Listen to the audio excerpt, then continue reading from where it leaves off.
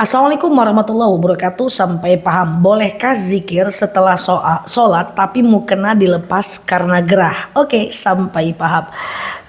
Dalam dalil dikatakan alladzina yadhkurunallaha qiyaman wa qu'udan wa 'ala junubihim wa yatafakkaruna fi khalqis samawati wal ard.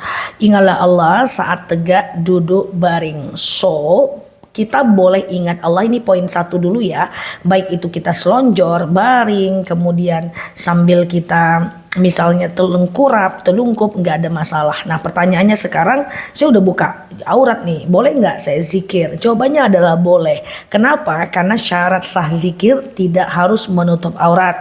Ya boleh di kendaraan sambil masak, ya sambil nunggu cucian bersih, sambil jemur, sambil cabut rumput, sambil baring-baring, nggak ada masalah. Is okay, nggak ada masalah.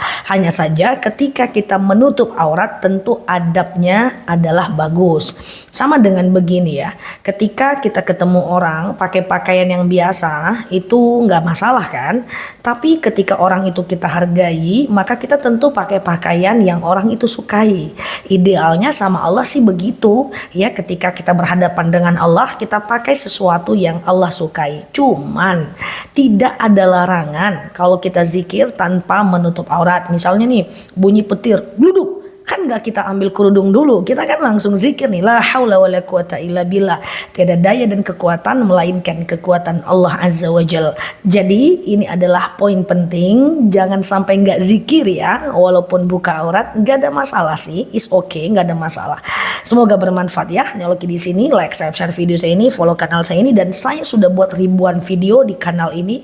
Teman-teman silahkan cek video-video saya itu, semoga membawa khazanah keilmuan buat kita semuanya. Terima kasih. Nyaloki di sini, sampai paham. Assalamualaikum warahmatullahi wabarakatuh.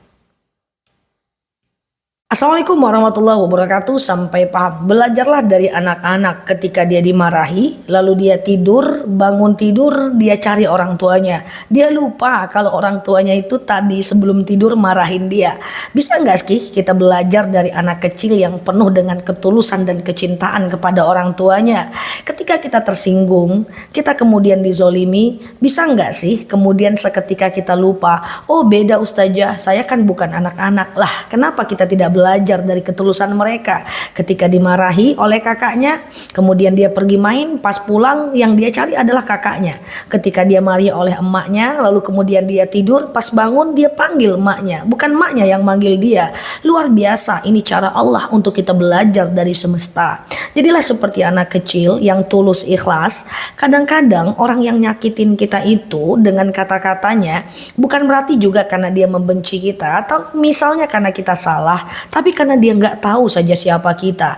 Saya teringat sebuah kisah ketika Rasulullah Shallallahu Alaihi Wasallam hijrah ke Taif, lalu kemudian di Taif Rasulullah disiksa.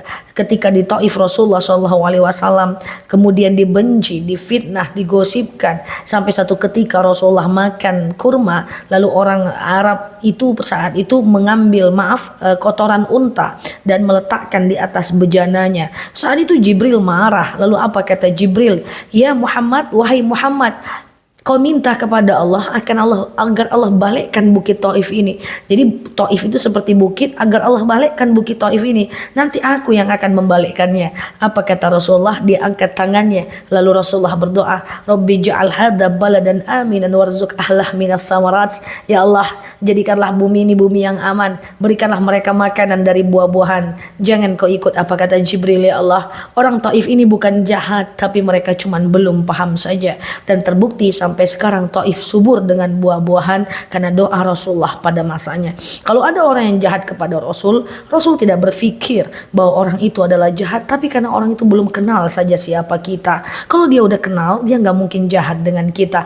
So berbaik sangka sajalah. Dizolimi, maafkan, jangan nyimpan dendam, fokus kepada hal-hal yang penting daripada memikirkan hal yang gak penting. Saya sering bilang, gak perlu semua orang suka sama kita, gak perlu semua orang mencintai kita, karena gak semua orang juga penting bagi kita. Lebih ikhlas lagi menghadapi manusia, fokus mencari ridho Allah. Mau sampai kapan lagi, usia kita udah berapa, kecilkan urusan dengan manusia dan seriuskan urusan dengan Allah. Semoga bermanfaat. Nyaloki di sini, like, share video saya ini, follow kanal saya ini, dan sampai paham. Assalamualaikum warahmatullahi warahmatullahi wabarakatuh. Assalamualaikum warahmatullahi wabarakatuh. Sampai paham. Aku ini maksiat, pengen doa sama Allah banyak-banyak, malu aku. Oke, sampai paham. Aku sering mendengarkan kata-kata ini, bahwa orang itu tidak mau berdoa karena dia tahu ibadahnya nggak banyak sehingga dia malu kepada Allah. Saya jelaskan sifat Allah. Bismillahirrahmanirrahim, dengan menyebut nama Allah Maha Pengasih, Maha Penyayang. Allah itu Maha Pengasih. Maaf, non muslim pun akan Allah kasih. Tapi Allah sayang dengan orang-orang yang beriman saja. So maksud saya begini, bahwa ketika hamba Allah walaupun tidak taat, Allah tetap akan malu untuk tidak mengabulkan doa kita. So berdoa itu bukan karena kita ingin minta saja. Berdoa itu adalah tanda kita menghambakan dan membutuhkan Allah Azza wa Jalla. Walaupun merasa ibadah belum banyak, doa saja. Semakin kita berdoa, semakin kita merendah di hadapan Allah. Ini filosofi doa. Sama dengan istighfar. Istighfar itu bukan karena kita salah, tapi karena kita merendahkan diri, merendahkan hati di hadapan Allah. Rasulullah itu kalau salah langsung turun wahyu. Kenapa Rasulullah tetap istighfar? Padahal Rasulullah itu nggak salah dan dijamin masuk surga, dan dia sudah tahu bahwa dia masuk surga. Kenapa Rasulullah istighfar? Bukan karena dia salah saja, tapi karena dia menghamba kepada Allah dan merendahkan dirinya di hadapan Allah. So wajar orang yang gak doa itu adalah orang yang sombong. Kenapa? Karena berdoa adalah bentuk penghambaan terendah titik manusia di hadapan Allah Azza wa Jalla. Allah senang dibutuhkan, Allah senang diminta, Allah senang jika dikehendaki.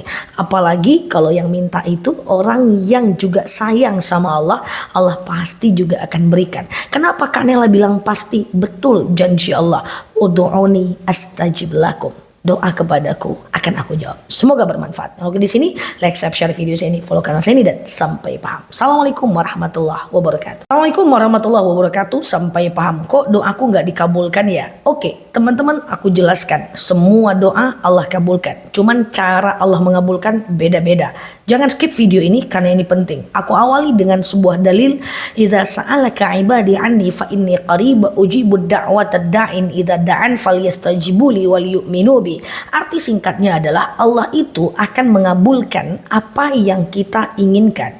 So, dan kita butuhkan. Nah, yang pengen jadi catatan buat kita adalah Allah itu mengabulkan doa kita itu dalam 3 bentuk. Yang pertama, langsung Allah kabulkan sekarang.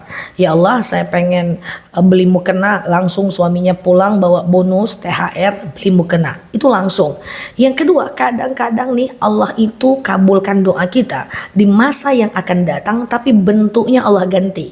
Contoh, kita pengen rezeki nggak kunjung datang. Tahu-tahu suaminya yang tadi maksiat sembuh dia. Suami yang tadinya maksiat sembuh dia, Allah ganti. Atau taat dia, mohon maaf. Kemudian yang ketiga, Allah bisa jadi kabulkan kita doa kita itu di hari akhirat. 3 cara ini Allah mengabulkan doa kita, dan kita nggak tahu doa yang mana yang Allah kabulkan. Makanya doa aja dulu. Sama kayak usaha aja dulu. Nanti rezeki akan datang dari tempat yang Allah kehendaki. Doa aja dulu. Semakin banyak doa, semakin besar peluang doa itu dikabulkan. Iya dong, walaupun nanti Allah kabulkan di masa yang akan datang dalam bentuk yang berbeda. Ya Allah, saya pengen sehat, tahu-tahu nggak sehat-sehat. Diganti oleh Allah dengan nikmat yang bertambah. Nah, ini menjadi satu momentum penting bagi kita di bulan Ramadan. Banyak berdoa, yakin Allah itu akan kabulkan segala doa-doa kita. Kita harus jadi orang-orang yang yakin kepada Allah, walaupun mungkin menurut kita doa kita nggak masuk akal, nggak ada masalah. Berdoalah sampai orang lain bilang nggak mungkin, dan mungkin bagi Allah. Semoga bermanfaat. Nah, di sini like, share video saya ini, follow kanal saya ini, dan sampai paham. Assalamualaikum warahmatullahi wabarakatuh. Assalamualaikum warahmatullahi wabarakatuh. Sampai paham. Berdoa pakai bahasa Madura boleh nggak? Oke, sampai paham. Jadi begini teman-teman, doa itu adalah kalau kita meminta kepada Allah Subhanahu wa Ta'ala, tentu kita berdoa. Doa itu boleh pakai bahasa Arab, boleh pakai bahasa Indonesia, boleh pakai bahasa daerah. Jadi aku punya beberapa catatan. Yang pertama, aku tetap menganjurkan teman-teman untuk menghafal hafal doa yang pendek-pendek yang bahasa Arab. Misal nih, Allahumma rzuqni makhraja, ya Allah berikan aku jalan keluar. Atau Allahumma innaka afuwun tuhibbul afwa fa'fu anni, ya Allah engkau maha pemaaf mencintai maaf maafkan kami. Atau pengen keturunan yang soleh, Rabbi habli minas salihin, ya Allah berikan aku keturunan yang soleh. Makanya di kanal aku ini aku sering jelaskan doa-doa Arab yang pendek saja. Kemudian ada doa-doa yang panjang sesuai dengan maunya kita, curhat kita sama Allah. Itu tentu boleh pakai bahasa Indonesia ataupun pakai bahasa Madura. Allah Maha tahu. Cuman ada catatan buat teman-teman yang suka pakai bahasa Indonesia atau bahasa daerah. Aku pengen teman-teman kalau berdoa itu lebih jelas, lebih detail dan gak males-males minta sama Allah. Minta sama Allah itu yang banyak gak apa-apa. Kan Allah pernah berjanji, ud'uni astajib lakum, doa kepadaku akan aku jawab. Kadang kita nih males berdoa, gak yakin doa itu akan dikabulkan. Atau kita mau berdoa tapi maju mundur, males banget. Gak boleh. Doa mesti serius, karena kita ingin minta kepada Allah atas apapun yang kita inginkan. Percaya sama Allah bahwa Allah itu akan malu untuk tidak mengabulkan doa-doa hambanya. So nggak perlu malu minta sama Allah, minta saja. Allah yang malu kalau Allah itu tidak mengabulkan doa kita. Doa kita itu Allah kabulkan kok. Apalagi doa orang-orang yang mampir di kanal ini. Aku rasa Allah subhanahu wa ta'ala tahu bahwa kita semua ingin menjadi hamba Allah yang lebih baik. Semoga bermanfaat. Kalau di sini like, share video saya ini, follow kanal saya ini, dan sampai paham. Assalamualaikum warahmatullahi wabarakatuh.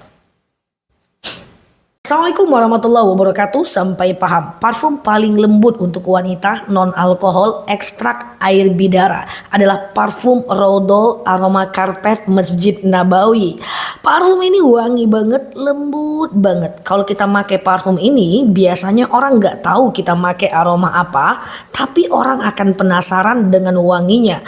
Ukuran 30 ml disemprot, campurannya air bidara. Kenapa? Sengaja biar kita dapat sunnahnya.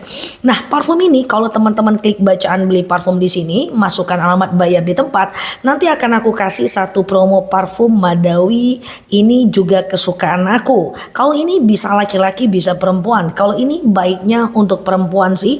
Aromanya lembut banget, dan kalau yang sudah pernah umroh pasti keke banget dengan wangi ini. Yang belum pernah umroh pun akan merasa ini wanginya enak banget. Banyak teman-teman rekan yang belum memilih jalan hijrah, tapi ketika dia wangi ini dia juga suka banget. Teman-teman bisa gunakan parfum ini dengan semprot, dan di belakang bagian telinga boleh, ke badan juga boleh, atau ke baju juga tidak akan berbekas sekalipun dia baju putih seperti yang aku pakai ini. Parfum ini wangi dan sepertinya cocok untuk wanita. Hampir perempuan banyak beli parfum ini. Wangi dengan wangi yang sangat lembut itu, maka parfum ini sangat aku rekomendasikan untuk teman-teman yang masih pakai parfum alkohol. Hijrah aja yuk ke parfum non alkohol supaya ibadah terasa nyaman, kehidupan menjadi aman. Dengan parfum wangi karpet Masjid Raudhah ini, kita akan merasakan aroma Masjid Nabawi, sehingga yang belum umroh bisa afirmasi untuk umroh, yang sudah umroh bisa bernostalgia dengan aroma karpet Masjid Nabawi. Semoga bermanfaat. Kalau di sini like, share video saya ini, follow kanal saya ini, dan sampai paham. Assalamualaikum warahmatullahi wabarakatuh. Assalamualaikum warahmatullahi wabarakatuh. Sampai paham. Kemarin aku buat video tentang kalau kita salah kita minta maaf ya. Tapi ini muncul pertanyaan, saya udah minta maaf tapi dia nggak mau memaafkan. Bagaimana? Oke, sampai paham. Teman-teman, la yazirotun wizra ukhra, kita nggak nanggung beban dosa orang lain sebagaimana kita tidak nanggung beban pahala orang lain. Maksudnya begini. Kalau kita salah, kita minta maaf. Maka seketika itu pula, kalau kita minta maaf dengan ikhlas tulus, maka dosa kita akan hilang. Nah, seketika dia tidak memaafkan kita, maka seketika itu pula itu menjadi tanggung jawab dia di hadapan Allah. Kita tidak akan berdosa lagi. Hal itu pula yang kita lakukan jika kita melihat orang lain maksiat. Kita misalnya ngelihat anak itu nggak sholat gitu ya. Dalam dalil dikatakan wa'mur ahlaka bis-shalah fasbir 'alaiha. Ajaklah saudara kalian untuk sholat, keluarga kalian untuk sholat, fasbir 'alaiha. dan bersabarlah atas itu semua. Kita udah ajak nih anak kita sholat, suami kita sholat, tahu-tahu dia nggak mau, maka itu menjadi urusannya dengan Allah. Kita tidak pernah bertanggung jawab atas perbuatan orang lain, kita hanya bertanggung jawab atas perbuatan kita. Kalau kita minta maaf itu perbuatan kita, maka kita akan dapat pahala. Kalau dia tidak memaafkan, maka itu perbuatan dia, maka dia akan mempertanggungjawabkannya di hadapan Allah. So, aku berpesan, bagi yang minta maaf, salah minta maaflah. Tidak perlu menyebutkan kesalahan kita, cukup dengan mohon maaf aja. Lahir dan batin boleh pakai chat atau sosial media lain. Nah, kalau kita ada orang salah dengan kita, segera maafkanlah. Apa tujuannya? Supaya tujuannya kita tidak diminta pertanggungjawaban di mata Allah. Sakit di dalam, baik keluar. Kalau kita disakiti, jangan cepat merespon balik, karena apapun yang terpenting adalah sepahit apapun di dalam, maka manis keluarnya. Semoga bermanfaat. Ingat ya, kita hanya bertanggung jawab atas perbuatan kita, bukan perbuatan orang lain untuk kita. Semoga bermanfaat. Kalau di sini like, share video saya ini, follow kanal saya ini, dan sampai paham. Assalamualaikum warahmatullahi wabarakatuh. Assalamualaikum warahmatullahi wabarakatuh. Sampai paham. Tadi aku buat doa sujud terakhir ketika mau habis sholat. Oke, sampai paham. Nah, jadi salah satu doa yang difavoritkan atau dianjurkan untuk dibaca saat sujud terakhir ketika habis sholat adalah Allahumma rzuqni makhraja. Ya Allah, berikan aku jalan keluar atas setiap masalah kita lah, ujian atau musibah. Nah, muncul pertanyaan, Allahumma rzuqni atau Allahumma rzuqna. Oke, jadi begini. Ketika kita baca Allahumma rzuqna makhraja, ya Allah, berikan kami jalan keluar. Tapi kalau Allahumma rzuqni, ya Allah, berikan aku jalan keluar. Jadi kalau kami untuk berjamaah, kalau saya itu untuk diri saya sendiri, itu sama dengan ketika orang baca a'udzubillahi minasyaitonirrajim, aku berlindung kepada Allah dari godaan syaitan yang terkutuk. Nah, kalau aku ceramah, aku selalu bilang na'udzubillahi minasyaitonirrajim. Kami berlindung kepada Allah dari godaan syaitan yang terkutuk. Kalau a'udzu artinya aku berlindung. Kalau na'udzu artinya kami berlindung. Asyhadu an la ilaha illallah. Aku bersaksi bahwa tiada Tuhan selain Allah. Tapi kalau bareng-bareng atau imam atau guru selalu menyebutkan dengan nasyhadu an la ilaha illallah. Kami berlindung dari godaan syaitan yang terkutuk. Ada saya, ada kami. Saya dibaca sendiri, kalau kami dibaca dibimbing berjemaah. Nah, pertanyaannya kembali kepada yang tadi, sujud terakhir ketika mau habis sholat, zuqna atau zuqni. Secara arti nggak ada masalah, is okay. Ya, sama dengan nanti kita akan ketemu malam Lailatul Qadar, doanya Allahumma innaka afun karim tuhibbul afwa fa'fu anna.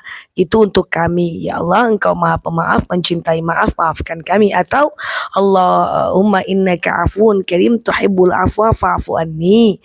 Ya Allah, engkau maha pemaaf, mencintai maaf, maafkan saya.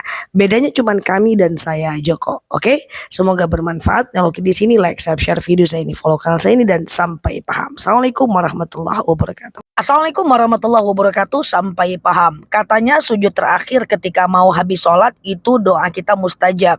Benarkah? Bukankah itu menambah-nambah dalam sholat? Oke, sampai paham. Benar, sujud terakhir ketika mau habis sholat itu doa kita mustajab. Jadi teman-teman ketika sujud terakhir lamakan sujudnya. Kalau doanya pakai bahasa Indonesia, ucapkan dalam hati saja. Kalau doanya pakai bahasa Arab, boleh lafazkan dengan berbisik. Nah, apa doa yang familiar berbahasa Arab, mudah, gampang, dan enak untuk dihafal ketika sujud terakhir ketika mau habis sholat adalah doanya Allahumma rzuqni makhraja. Ya Allah, berikan untukku jalan keluar. Allahumma rzuqni makhraja. Ya Allah, karuniakan untukku jalan keluar baik dari ujian, cobaan, musibah, masalah hidup, ditipu, dihipnotis, dan seterusnya. Atau doa yang lain boleh sih, seperti Rabbi habli minas sholihin kalau kita pengen punya anak yang soleh misalnya.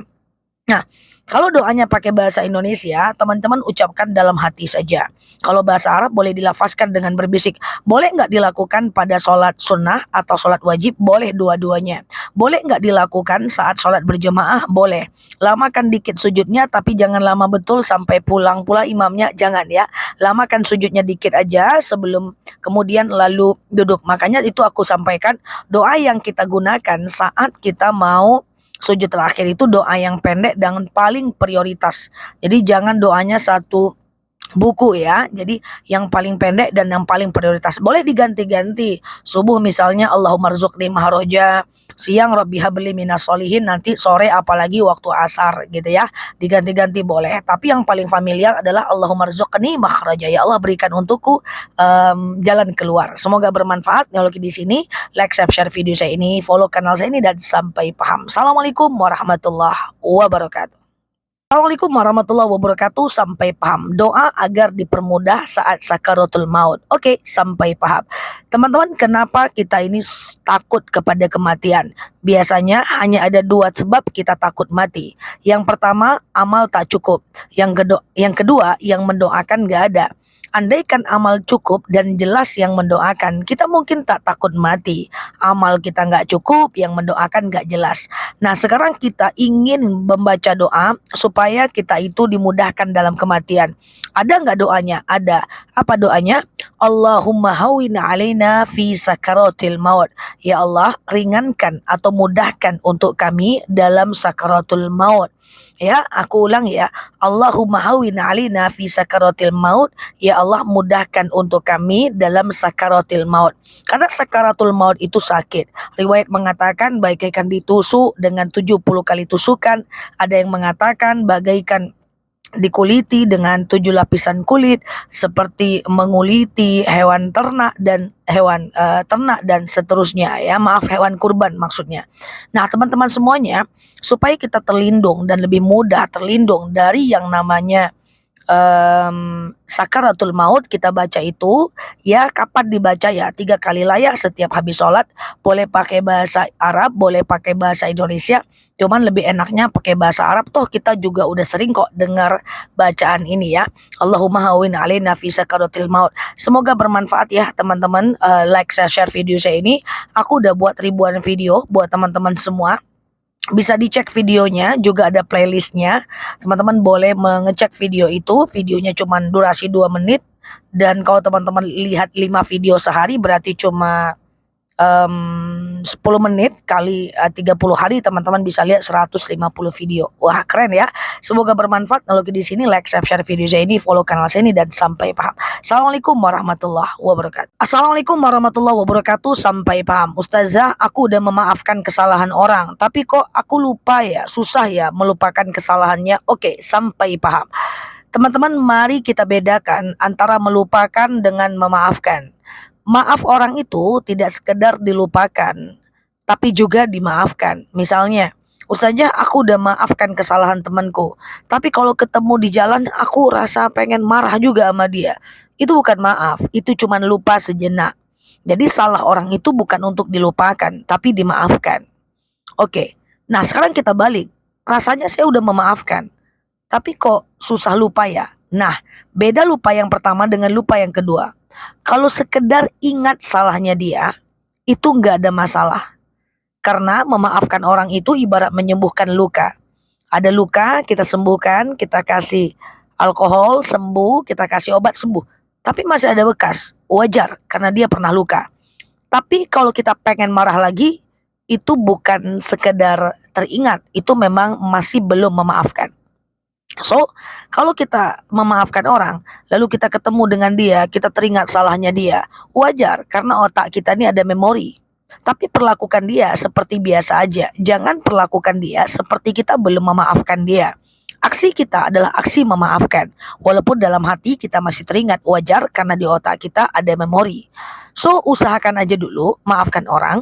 Nanti kalau ketemu dengan dia, biasa-biasa saja. Jangan diingat lagi luka yang pernah ada. Dan seandainya kita masih teringat kesalahan dia, maafkan diri kita karena itu adalah wajar. Ya, karena kita punya memori ya kalau sakitnya terlalu dalam. Semoga bermanfaat. Kalau di sini Dan teman-teman, aku udah buat ribuan video untuk teman-teman semuanya. Semoga video-video yang aku buat bermanfaat ya, dan bisa kita amalkan dalam keseharian kita. Semoga bermanfaat. Kalau di sini like, share video saya ini, follow kanal saya ini, dan sampai paham. Assalamualaikum warahmatullahi wabarakatuh. Assalamualaikum warahmatullahi wabarakatuh. Sampai paham. Ada pertanyaan. Aku habis mandi junub, keluar dari kamar mandi, ternyata imsak. Aku cuma minum air putih doang, nggak makan sahur, itu gimana? Oke, sampai paham. Teman-teman, batas dari puasa kita makan sahur itu adalah bukan imsak, tapi azan subuh. Setelah imsak, selagi masih belum azan, kita masih bisa minum dan makan apapun yang kita mau, entah roti, entah apa gitu ya. Karena imsak itu hanyalah peringatan bagi kita yang ingin berpuasa. Jadi setelah imsak masih bisa minum air putih, kalau mau masih bisa makan. Nah, jadi jangan khawatir, saat imsak itu masih bisa. Pertanyaannya, saya cuma minum air putih tapi nggak makan, gimana? Oke, jadi sahur itu adalah berkah. Maka jangan tinggalkan sahur. Kata Imam Bukhari, dijelaskan bahwa walaupun dengan sedikit air putih saja. Jadi sebenarnya air putih itu udah bagian dari sahur, so nggak jadi masalah. Yang penting jangan keburu azan. Kalau di masjid sudah ada innallaha wa malaikatahu yusholluna 'alan nabi, persiapan azan itu hati-hati, jangan makan atau jangan minum lagi ya. So masih bisa. Nah, kenapa kita harus tetap mengusahakan walaupun cuma air putih? Karena dalam sahur ada berkah. Sahur juga membedakan puasa kita dengan puasa orang Yahudi, karena orang Yahudi puasa tapi nggak pakai sahur, kita puasa tapi pakai sahur. Dan saat jadwal sahur itu adalah jadwal mustajab, kita berdoa. Jangan lupa berdoa di subuh hari sebelum fajar saat kita sahur ya. Nah, tapi seandainya pun nggak sahur, itu puasanya tetap sah kok. Karena sahur itu bukan syarat sah puasa, dia hanya sunnah puasa saja. Jadi kalau nggak sahur nggak apa-apa, cuman sayang kita ketinggalan 3 keutamaan yang tadi aku sebutkan. Semoga bermanfaat. Nah, di sini like, share video saya ini, follow kanal saya ini, dan sampai paham. Assalamualaikum warahmatullahi wabarakatuh. Assalamualaikum warahmatullahi wabarakatuh. Sampai paham. Ada orang meninggal, kita punya hutang sama dia. Kita udah ikhlaskan nih hutangnya. Kita nggak mau nagih dengan ahli warisnya. Pertanyaannya adalah, kita mesti bilang nggak ke ahli warisnya? Oke, sampai paham. Teman-teman, baik untuk orang hidup maupun untuk orang meninggal dunia, kalau kita sudah mengikhlaskan, tidak ada wajib kita menyampaikan. Jadi kalau dia masih hidup, kalau kita udah ikhlaskan, ya sudah. Nanti kalau dia ganti, bilang kita udah ikhlaskan. Ya, jadi nggak bisa kita udah ikhlaskan, pas dia ganti kita terima juga. Atau akadnya satu persatu. Kita ikhlaskan, pas dia ganti, sebenarnya aku udah ikhlaskan. Gimana? Kamu mau ngasih juga nggak? Kalau nggak mau, kamu mau ngasih juga, kamu dapat pahala sedekah. Kalau nggak, ya nggak apa-apa. Harus diomongkan seperti itu. Karena sekali lagi akad itu satu persatu. Nah, kalau ada orang yang meninggal juga seperti itu. Kita tidak perlu bilang kepada ahli warisnya. Kalau kita sudah mengikhlaskan, cukup dalam hati saja. Begitu juga kalau memaafkan orang.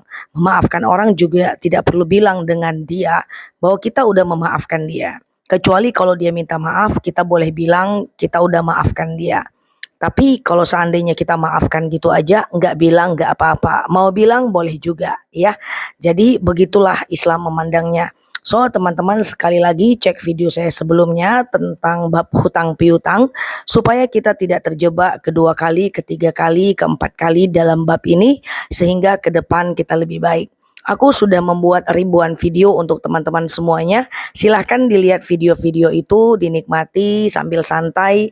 Semoga menambah khazanah keilmuan kita. Dan yang baru ketemu aku di kanal ini, teman-teman boleh follow, like, komen, dan simpan videonya. Semoga bermanfaat. Nah, di sini like, share video ini, follow kanal ini, dan sampai paham. Assalamualaikum warahmatullahi wabarakatuh. Assalamualaikum warahmatullahi wabarakatuh. Sampai paham. Kemarin cek video sebelumnya, aku buat video tentang cara mengganti hutang untuk orang yang sudah tidak ada. Oke, sampai paham. Nah, pertanyaannya adalah, bagaimana kalau orang itu kita tidak tahu namanya atau nama aslinya, selama ini cuman panggilan gaulan aja misalnya. Oke, jadi begini. Untuk kalau ada orang yang sudah meninggal dunia, kita membayar, ingin mengganti hutangnya, maka kita boleh cari ahli warisnya. Kalau nggak ada ahli warisnya, maka kita boleh ganti dengan sedekah, niatkan untuk bayar hutang atas nama dia. Masalahnya kita nggak tahu atas nama dia, tidak ada syarat dan ketentuan ya. Jadi boleh mengganti hutang atas nama dia, panggilan gaulnya doang atau panggilan sehari-harinya doang, nggak jadi masalah. Nah, ini berbeda kalau kita menghutangkan uang kepada orang yang mungkin masih hidup, tetapi dia tidak ketemu. Sama, tidak juga perlu diniatkan dengan nama aslinya. Cara yang pertama kalau dia masih hidup, kita cukup cari ahli warisnya. Kalau nggak ada ahli warisnya, maka kita cukup untuk mensedekahkan atas nama dia, pakai nama gaul nggak apa-apa. Saya sedekahkan 1 juta untuk membayar hutang saya kepada si Fulan misalnya. Tapi kasus kedua ini kalau orang itu masih hidup, nanti kalau ketemu dengan dia kita tetap harus ngomong sama dia ya. Hei Fulan, kalau aku pernah berhutang, tapi engkau entah di mana, aku udah ganti dengan sedekah. Sekarang kamu ada, sekarang mau gimana nih? Kalau dia bilang ikhlas berarti aman. Kalau dia bilang tidak ikhlas, kita tetap harus bayar hutangnya ya. Dan yang kemarin tetap dinilai sedekah. Ingat ya, hutang tetap hutang. Tidak bisa digantikan dengan apapun. Jadi hutang tetap hutang. Kalau hutang diikhlaskan, itu tidak bisa diganti dengan sedekah. Namanya adalah mengikhlaskan hutang, bukan sedekah. Udahlah aku udah mengikhlaskan, aku sedekahkan aja, nggak bisa. Karena akad itu nggak bisa diubah di tengah jalan. Akad hutang tetap berhutang. Kalaupun kita mengikhlaskan, itu adalah bab mengikhlaskan hutang, bukan bab sedekah. Semoga bermanfaat. Kalau di sini, like, share video saya ini, follow kanal saya ini, dan sampai paham. Assalamualaikum warahmatullahi wabarakatuh. Assalamualaikum warahmatullahi wabarakatuh. Sampai paham. Ada komentar, saya menghindari untuk bertemu teman karena takut ghibah. Itu gimana? Oke, sampai paham. Teman-teman, ini adalah cara yang paling tepat. Bahwa memang kita harus mengurangi berurusan, apalagi dengan ahlul ghibah. Karena ghibah itu adalah perbuatan yang sangat menular.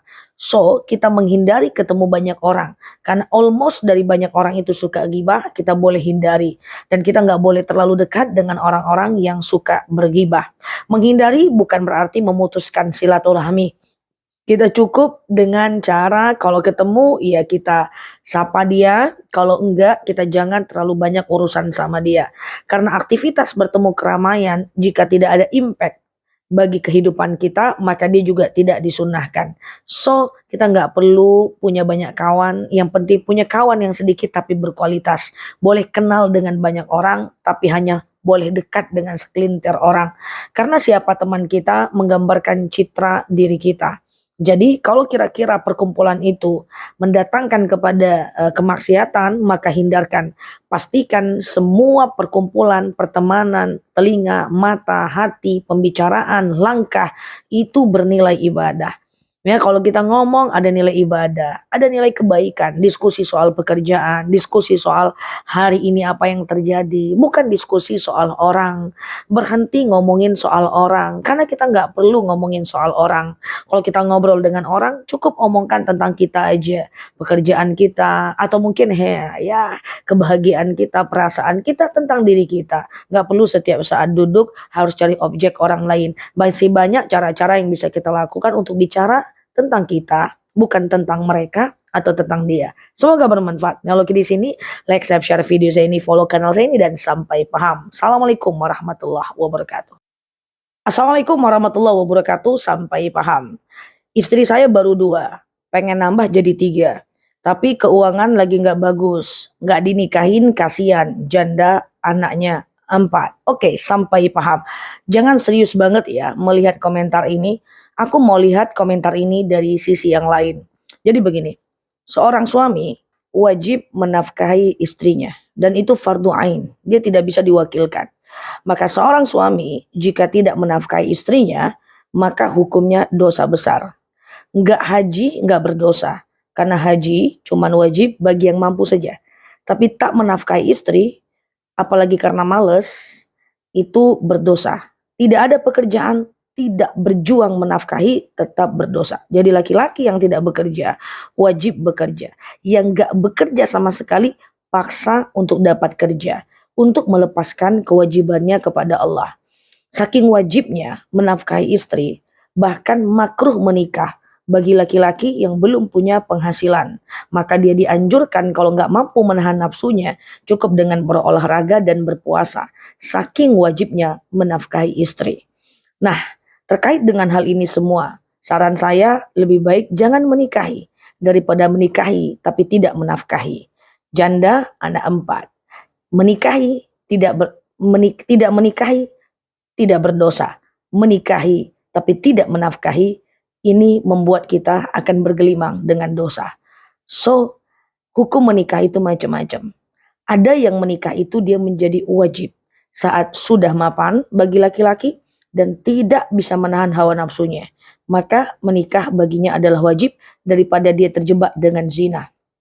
Tapi ada yang menikah itu hukumnya makruh saat dia tidak bisa menjalankan kewajibannya setelah menikah, baik dalam hal nafkah maupun dalam hal lain. So, makanya orang yang belum punya penghasilan mesti dia cari kerja dulu. Jadi jangan nikahi janda anak 4 ya. Kalau kira-kira nggak mampu menikahinya, lebih baik tidak menikahi tapi tidak berdosa daripada menikahinya dan tidak menafkahinya dan pada akhirnya juga akan berdosa. Tapi bagi yang sakit, maka harus cari cara untuk mampu menafkahi istri, kecuali kalau istrinya ridho. Oke, semoga bermanfaat. Nah, oke di sini, like, share video saya ini, follow kanal saya ini dan sampai paham. Assalamualaikum warahmatullahi wabarakatuh. Assalamualaikum warahmatullahi wabarakatuh. Sampai paham. Suami ngasih nafkah ke istri, disimpan oleh istri, berlebih uangnya. Suatu ketika suami mau minjam uang itu, ma pinjam uang dong, itu wajib diganti nggak? Kan itu tadinya uang dia. Oke, sampai paham. Ketika suami memberikan nafkah kepada istri, maka itu menjadi hak bersama atau katakanlah hak istri karena itu sandang pangan papan, disimpanlah oleh istri. Suatu ketika suami pinjam dengan akad saya pakai dulu ya uangnya atau saya pinjam dulu ya uangnya gitu. Maka itu harus diganti enggak? Jawabannya adalah tetap harus diganti. Karena akad itu satu persatu. Ketika suami memberikan uang kepada istri itu adalah akad nafkah. Dan ketika suami meminjam uangnya kembali itu adalah akad hutang piutang. Jadi suami harus membayarnya. Beda kalau istri sudah mengikhlaskan. Tapi istri mengikhlaskan itu cukup dalam hati saja. Tapi kalau istri tidak ridho, apakah itu dikasih untuk istri sendiri tadinya atau untuk kebutuhan keluarga? Kalau untuk kebutuhan keluarga, maka istri juga harus ridho. Kalau istri tidak ridho, maka tetap bernilai hutang bagi suami. Jadi para suami, kalau kira-kira nggak mau ganti, cukup bilang, ma, aku mau dong duitnya. Atau aku minta dong duit yang kemarin gitu. Jangan suka ngomong, aku pakai ya, aku pakai dulu ya, nanti aku ganti. Tahu-tahu sampai akhir zaman gak diganti. Itu tetap bab hutang piutang ya. Jadi karena akad itu adalah dinilai dari kata-kata. Nah, ketika suami minjam uang suami nggak menggantinya, maka istri sama, dia mesti mengingatkan. Kalau dia mengingatkan tapi tidak diganti, sama. Ada dua pilihan, dia mengikhlaskan atau tidak diikhlaskan, nanti tetap di yaumil akhir suaminya tetap akan dihisap. Begitu juga kalau kita ngasih nafkah kepada anak, ngasih jajan sama anak, tahu-tahu anak ini punya tabungan. Terus kita bilang sama anak, nah mama pakai dulu uang kamu ya, itu tetap harus diganti. Walaupun tadi itu uang kita. Karena akad kita kepada anak itu akad hadiah, memberi. Ya, sementara akad kita meminjam uang kepada anak itu bab hutang piutang. So, satu akad, satu amal ya. Semoga bermanfaat. Like, share video saya ini, follow kanal saya ini. Yang bagi baru mampir, aku udah buat ribuan video untuk teman-teman, bisa dinikmati videonya. Semoga membawa hasanah keilmuan buat kita semua dan mempercepat boosteran amal kita di mata Allah Subhanahu wa taala. Semoga bermanfaat. Dan oke di sini sampai paham. Assalamualaikum warahmatullahi wabarakatuh.